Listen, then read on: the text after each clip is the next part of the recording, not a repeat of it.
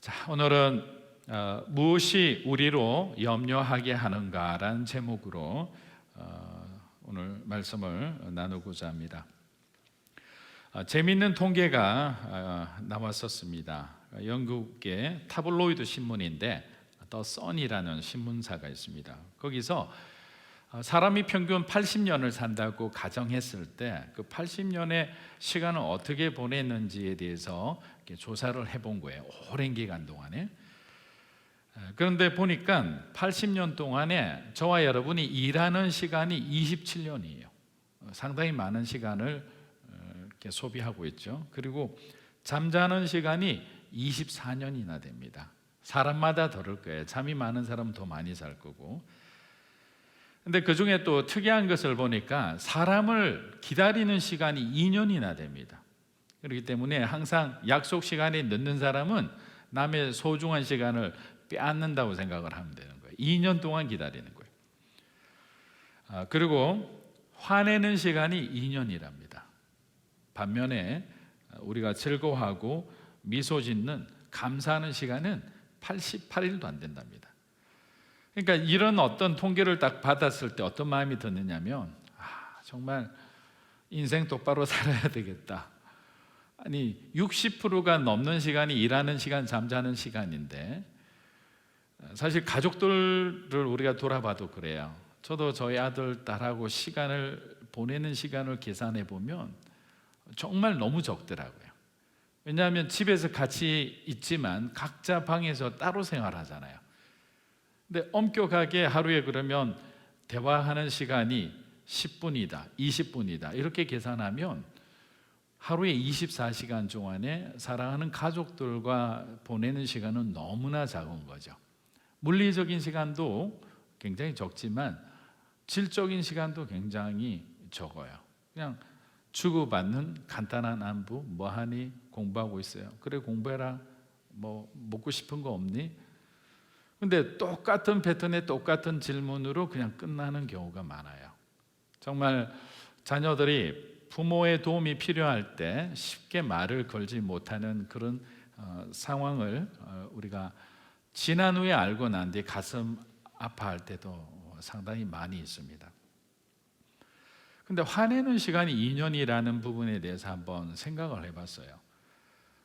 왜 우리가 즐거워하는 시간 대신 화내는 시간이 많을까? 왜 화가 날까? 근데 제 자신을 돌아봐도 화가 난다는 것은 내 마음대로 되지 않았을 때거든요. 내가 의외로 자기중심적인 삶을 살고 있구나. 이기적인 판단을 하는 경우가 많구나. 아니면 상대방이나 어떤 공동체에 대해서 내가 너무나 많은 기대치를 갖고 살아가는구나. 채워지지 않으면 화가 나고 채워지면 그 순간은 만족하고 너무나 조건적으로 반응하는 우리들의 모습을 보는 거예요. 하나님께도 똑같이 반응하는 것 같아요. 하나님이 뭔가 우리의 삶에 순탄하게 환경을 활짝 열어주고 기도할 때마다 응답해 주시면 우리는 하나님 앞에 감사하죠. 찬양하죠. 또 그분을 위해서 열심히 섬기고자 노력합니다. 그런데 내가 기대한 만큼 내가 원하는 시간에 하나님이 응답해 주시지 않는다.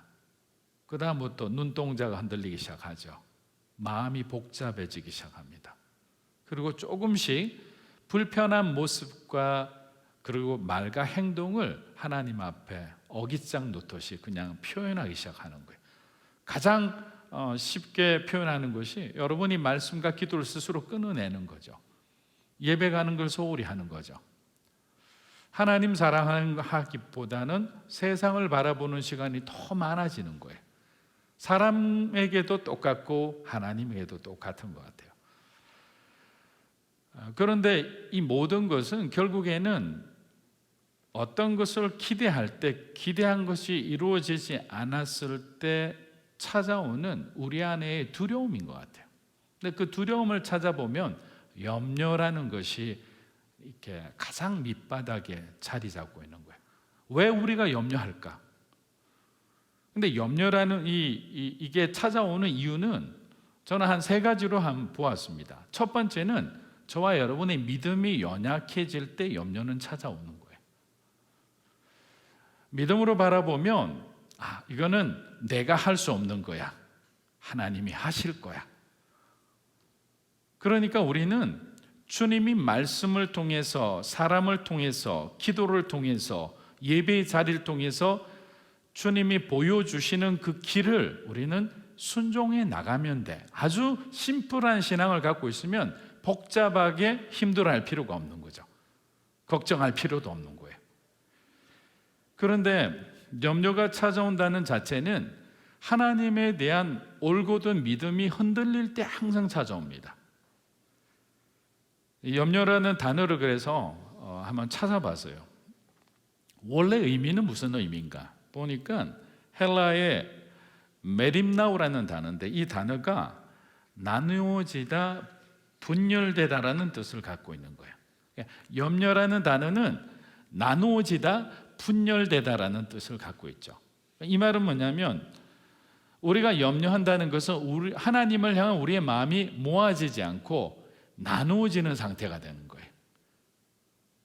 그러니까 주님을 신뢰하는 마음이 흔들리기 시작하는 거죠. 하나님이 보여주신 길을 가면서도 염려하면 이 길인지 저 길인지 순간적으로 방황하게 되는 거예요. 길을 놓치게 되는 거예요. 그만큼 염려라는 것은 굉장히 무서운 거예요. 왜? 우리 마음이 하나님을 향해 변함없이 뚜벅뚜벅 걸어가던 그 걸음, 그 인도하심에 대한 의심이 들기 시작하는 거죠. 불안한 마음이 들기 시작하는 거죠. 혹시 이 길이 아니면 어떡하나? 그렇기 때문에 충성이라는 단어를 우리가 이럴 때는 한번 생각해 볼 필요가 있는 거예요. 염려는 갈라지는 마음이지만 충성은 나누어지지 않는 마음이라는 뜻을 갖고 있거든요. 그래서 하나님은 어떤 사람을 쓰시는가? 여러분이 리더라면 어떤 사람하고 일하고 싶을까요? 염려하는 사람, 마음이 갈라지고 항상 어떤 상황 가운데 분열적인 행동을 하는 사람을 하고 일을 하고 싶어 할까요? 아니잖아요. 충성스러운 사람이에요. 어떤 환경에서나 변하지 않고 예수님 바라보고 걸어갈 수 있는 사람. 자기가 원하는 사역이 아닐지라도 하나님이 맡겨주셨다면 그 자리에 묵묵히 지키고 있을 수 있는 그런 사람이 충성된 사람이거든요. 근데 사단은 어떻게 하느냐? 우리의 마음이 계속 나누어지도록 하는 거예요. 근데 마음이 갈라지면 왜 두려운가? 하나님을 향해 떠나가게 돼 있어요. 아담과 하와가 죄를 범하고 난 뒤 어떻게 됐죠? 주님은 낯을 피해서 그들은 동산 서늘한 곳으로 숨어 들어갔던 거예요. 우리 자신도 모르게 하나님을 등지게 되는 거예요. 염려는 그렇게 되는 겁니다. 처음에는 염려 안 하는 사람이 어디 있어라고 단순하게 생각할지 몰라도 사실 염려 가운데, 걱정 가운데, 근심 가운데, 그것이 뭉쳐서 두려움 가운데 빠지기 시작하면 주님이 보이지가 않아요. 순간적으로 길이 보였다가 갑자기 뭐가 이렇게 셔츠가 이렇게 닫힌 듯이 깜깜한 곳에 있는 거예요. 과거에 설국열차라는 여러분 영화를 본 적이 있을 거예요. 제가 그 영화 보면서 우리 신앙도 이렇지 않을까라는 생각을 해봤어요. 설국열차라는 영화 가운데는 객실마다 여러 가지 조건의 환경을 다르게 설정해 놓고 거기 사는 사람도 다른 사람들입니다. 가난한 사람부터 기득권자까지 다 다르잖아요.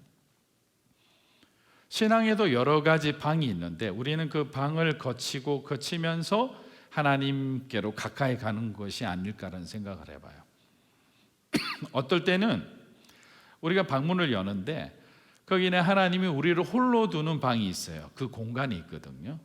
그 공간은 하나님이 함께 계시고 지켜보고는 계시지만 아무런 말씀이 없는 곳이에요. 우리의 독백만이 존재하는 곳입니다. 우리가 하나님께 사랑을 고백하는 시간이고 우리가 하나님 앞에 회개하는 시간이에요. 그 시간이 굉장히 외롭습니다. 아무리 부르짖어도 주님이 응답하시지 않죠. 그래서 그 시간에 걱정하고 염려하고 불안하고 초조하기 쉬워요. 근데 그 과정을 우리가 믿음으로 잘 넘어가면 또 다른 방이 열립니다. 그 방은 또 어떤 방이냐? 하나님이 우리에게 말씀하시는 방이에요. 그때는 우리가 하나님하고 자유롭게 소통할 수 없어요. 그때는 들어야 되는 거예요. 우리가 고백해야 될 때도 있지만 하나님의 말씀을 듣는 거거든요. 듣는 것을 너무나 소홀히 하는 거죠. 소홀히 하는 이유는 늘 똑같아요. 그냥 내가 원하는 것만 얘기하고 싶은 거예요. 하나님이 이렇게 말씀하시면 두려운 거예요. 내가 원하지 않는 길을 가라 할까 봐. 근데 그 시간은 모든 것을 비워내고 하나님의 음성을 듣는 거예요. 주님의 뜻을 보여주십시오. 가르쳐 주십시오. 말씀하여 주십시오. 신명기 6장 4절 말씀처럼 들려지면 그 다음부터 두려움과 의심과 염려가 사라지기 시작해요. 자, 신앙이 한 단계 성장합니다. 그러고 난 뒤에 하나님 또 문을 하나, 새로운 방의 문을 열어주세요. 그 방에 들어가니까 어떻게 되느냐, 이제는 주님하고 마음껏 커뮤니케이션 하는 거예요. 우리도 얘기하고 주님도 말씀해 주시고, 영적으로 우리가 깊은 지성소에 들어간다면 바로 이러한 하나님과의 친밀함을 우리가 가질 수가 있는 거예요. 그런데 이런 친밀한 관계를 가지기 전까지는 너무나 많은 세상 염려 가운데 우리는 힘들어하는 연약한 존재인 거예요. 이거는 인정하고 갈 수밖에 없는 거예요. 그렇지만 저와 여러분은 매일마다 수많은 크고 작은 선택을 하고 살아가야 되는 거예요. 선택한다는 말은 결정한다는 거잖아요. 결정하는 것은 믿음의 행동이에요. 여러분도 여러분의 진로를 위해서 기도하잖아요. 결혼한 사람들은 자녀를 몇을 가질까라는 것도 함께 기도하며 결정을 하는 거죠. 아침에 엄마들은 아침에 일어나서 자녀들에게 또 남편에게 어떤 밥 메뉴를 정할까, 이런 것부터 사실은 다 모든 것이 결정이란 과정을 거치게 됩니다. 선택하기까지는 우리가 기도합니다. 심사숙고합니다. 하지만 이거는 믿음의 행동은 아니에요. 믿음으로 가는 과정인 거예요. 그러나 결정은 믿음인 거예요. 여러분들이 하나님을 믿기로 작정했죠? 그리고 하나님 안에서 어떤 길을 가기로 결정했죠? 이렇게 믿음으로 선언하고 선포한 것은 끝까지 지켜내야 되는 거예요. 과정에 혼란스러운 것은 누구나 있을 수 있는 거예요. 불안해할 수도 있습니다. 당연히 염려가 찾아올 수 있죠. 하지만 극복하고 하나님, 주님을 위해서 이 길을 가겠습니다.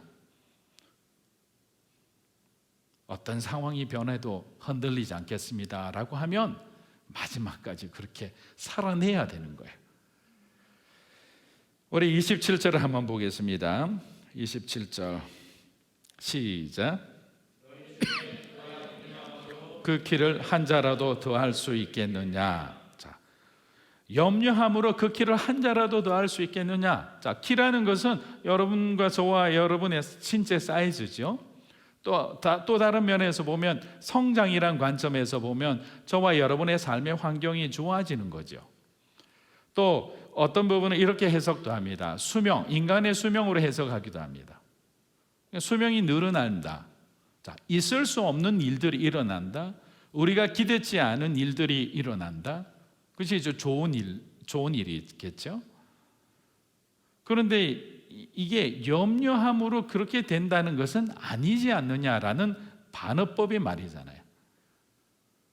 왜 염려하면 염려함을 통해서 우리의 삶이 변화된다고 생각하십니까? 절대로 아니죠. 우리 마음이 갈라진 상태인데 어떻게 하나님의 복을 담아낼 수 있을까요? 없는 거죠. 불가능한 거예요.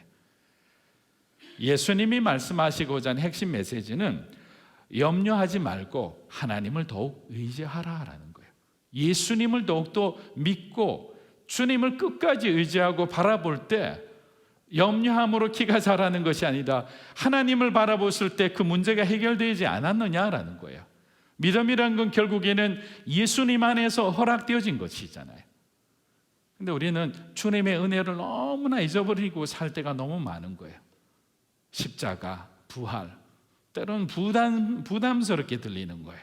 너무나 당연한 것이, 너무나 가장 기본적이고 본질적인 복음인데도 또 다른 새로운 해석이 없을까? 우리의 듣기에 우리의 삶을 뭔가 이렇게 나아지게 하는 촉매제가 되는 그런 말씀이 없을까라고 찾아다닐 수 있는 거예요. 근데 고난에 대한 메시지는 점점 줄어들 수밖에 없는 거예요. 그렇지 않아요. 십자가 안에 하나님이 길을 두고 계시는 거예요. 믿음 안에 길이 있는 거예요. 그렇기 때문에 염려를 믿음으로 바꾸면 완전히 180도 다른 인생을 살 수가 있는 거죠.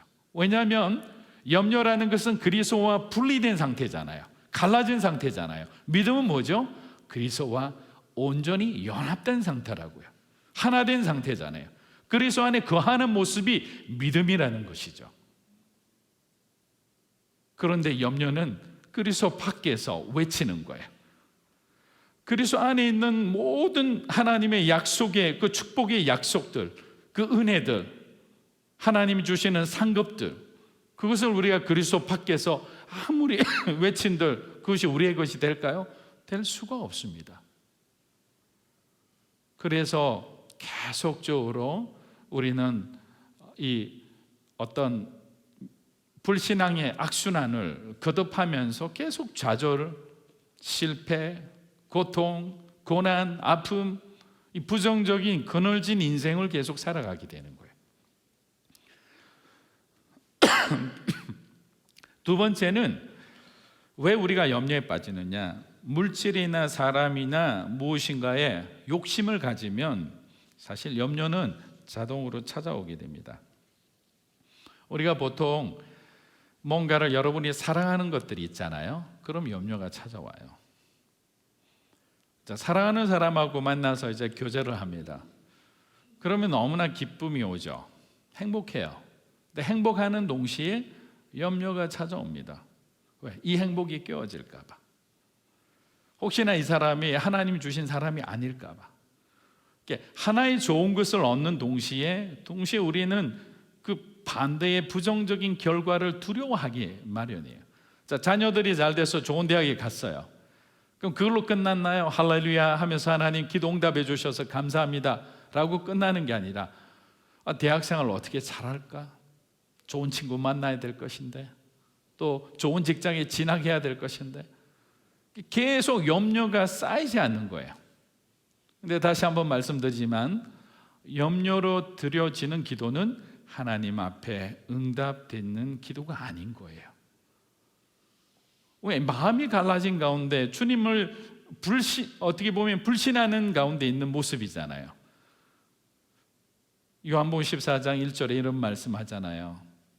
하나님을 믿으니 또 나를 믿으라. 걱정 근심하지 말라. 너는 이제 염려하지 말라. 하나님을 믿으니 또 나를 믿으라라고 하잖아요. 하나님을 믿으니 또 나를 믿으라. 염려하지 말라. 근데 우리는 그 염려 가운데서 계속 빠져 있는 거예요.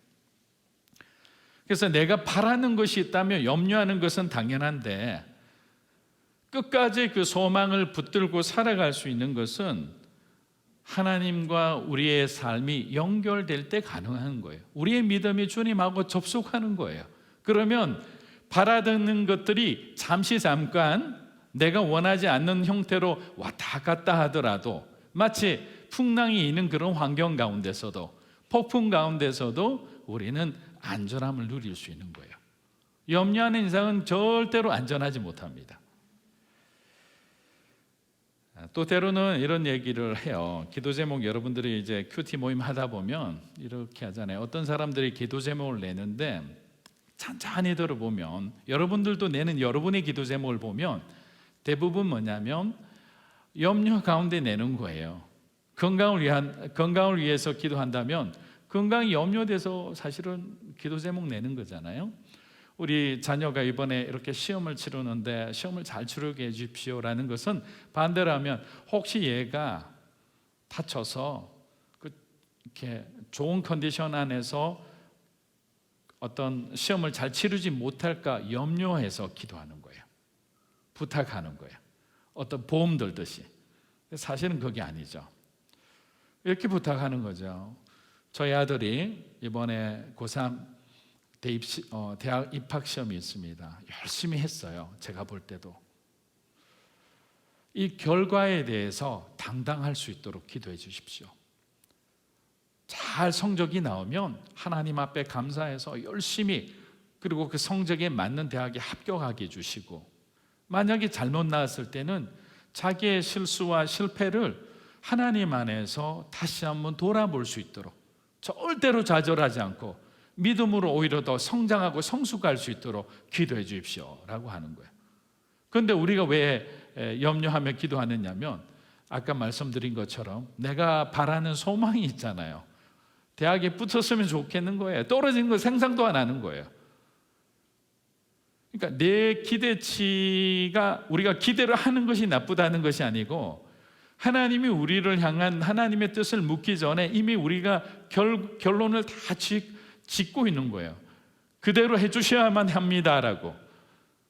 근데 그렇게 마음을 놓고 기도하니까 하나님하고 소통이 안 된 상태잖아요. 그러면 저와 여러분은 불안해질 수밖에 없어요. 그런데 정말 믿음으로 기도하는 사람은 어떤 상황이든 그것을 이렇게 초월할 수 있는 믿음이 있는 거예요.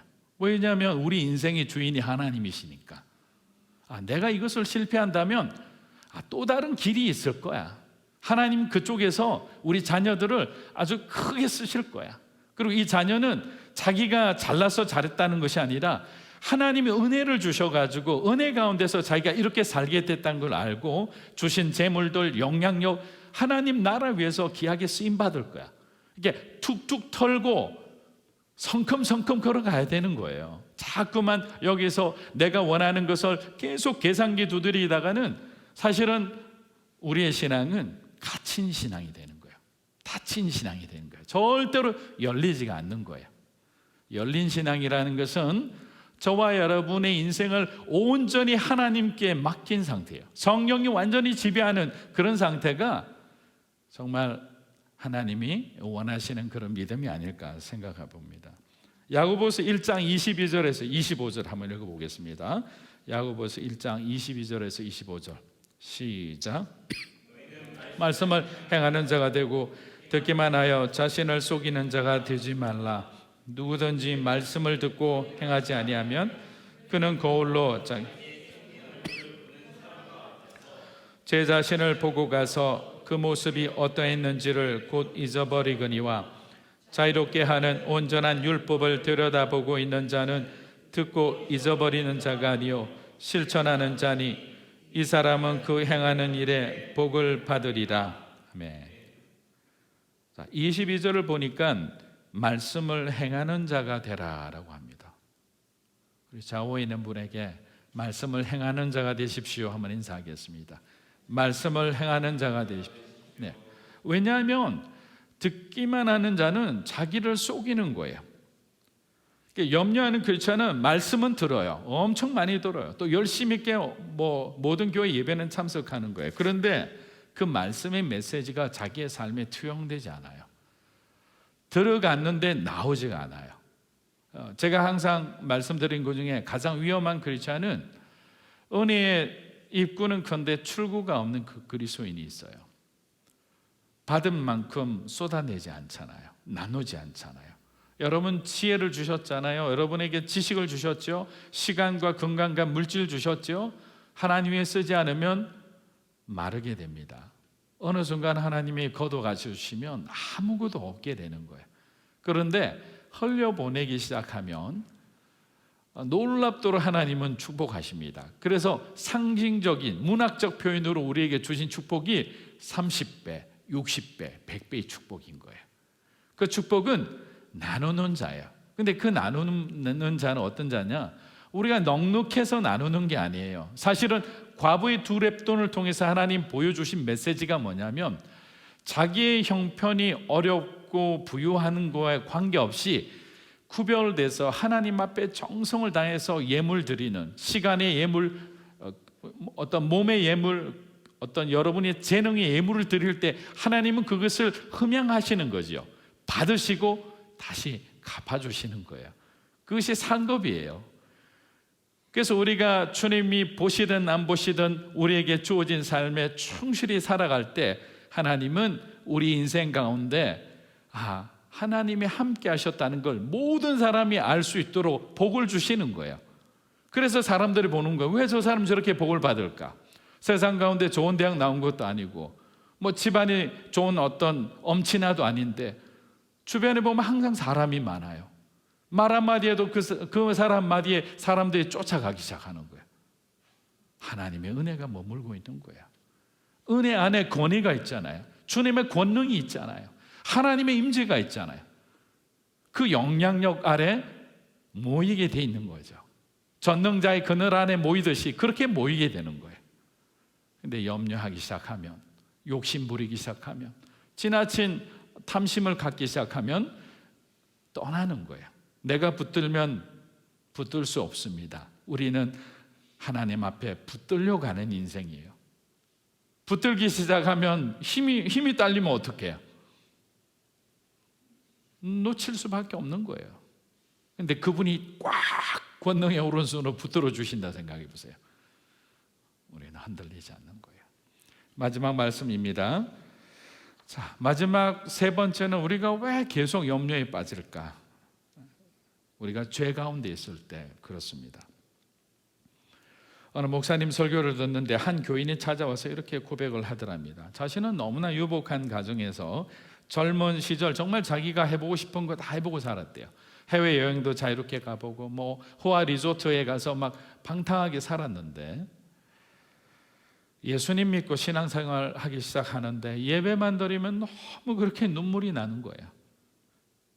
근데 자기 마음에 이런 마음을 주셨대요. 해외여행 다니고 막 콘서트 구경하러 다닌 것을 하나님 그런 곳에 하나님이 죄책감을 주신 게 아니라 제가 가장 회개한 것은 지난 시간 동안에 하나님 사랑하지 않고 살았던 그 죄를 가장 많이 회개하게끔 하셨다는 거예요.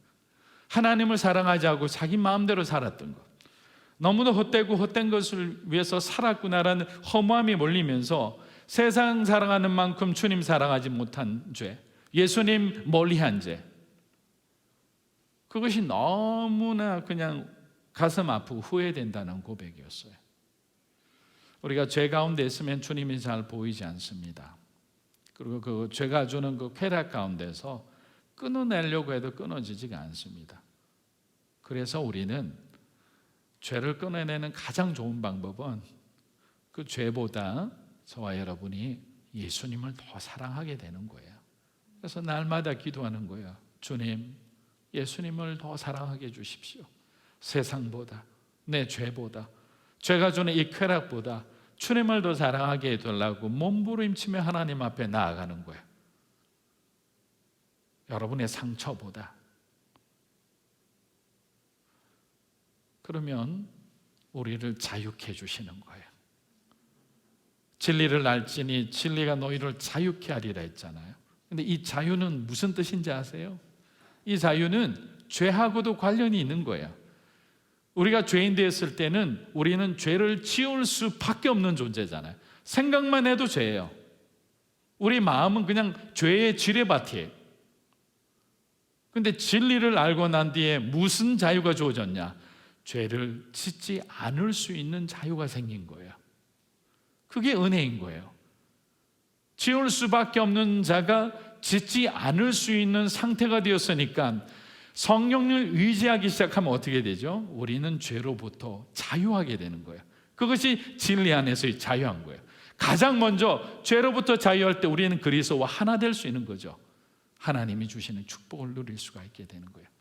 사랑하는 여러분, 오늘도 다시 한번 우리가 늘 가난한 마음을 가지고 세상 가운데서 우리에 있는 삶의 그 무엇이라도 염려하지 말고, 염려하면서 하나님을 향해 우리의 마음이 갈라지지 않고 끝까지 믿음으로 하나님을 기쁘시게 하는, 하나님께 감사하는 그러한 삶을 살게 되시기를 주의 이름으로 축복합니다.